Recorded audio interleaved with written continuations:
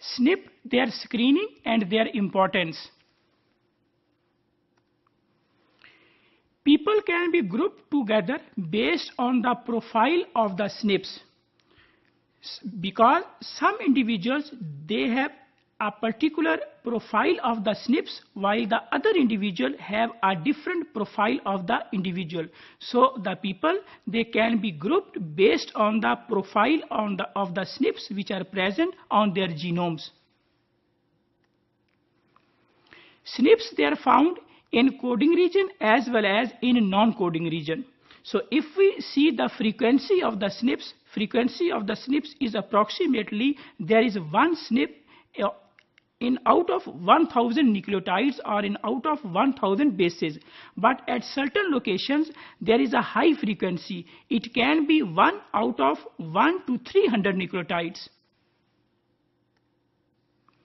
There are different methods for the screening of the SNPs. Two methods, they are most common. Many SNPs can be screened in few individuals, while vice versa, a few SNPs can be screened in many individuals. So some of the researchers or geneticists use the methodology 1 to study the SNPs, while some of the geneticists, they use the methodology 2 to study the SNPs and their patterns. For the screening of the SNPs, different tools are required. These tools, they belongs to the molecular biology, that include the PCR, amplification, and DNA sequencer or genotyper, as well as new techniques have been invented which are used to study or to screen the SNPs.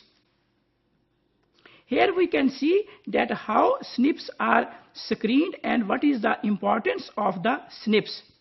So if we see that there are different eye colors in case of the humans, we see that some of the humans, they have black eyes, some individuals, they have brown eyes. So in case of black and brown eyes, if there is A and G on the sequence of a particular gene, then the eye color would be black. So this is A and G, and A and G is for black eye. While some of the individuals in the same place, if they have nucleotide G and T, then those individuals, they would have brown eyes. So from here we can say that SNP screening is necessary, and SNP screening has importance for identification of certain phenotypes, because the phenotypes is based on the genotypes, and in the genotypes there is a variation at certain locations, and those locations, they are called as SNPs. So based on the SNPs, we can identify that the individual would have black eyes or the individual would have brown eyes. SNP's importance. SNP has importance in disease diagnostics, that also have importance in drug discoveries.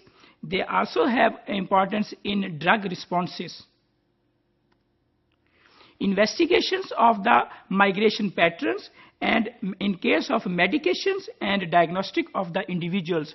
All these are the phenomena where the SNPs or the single nucleotide polymorphism has the importance, and they should be screened, and based on the screening we can identify the pattern of the SNPs.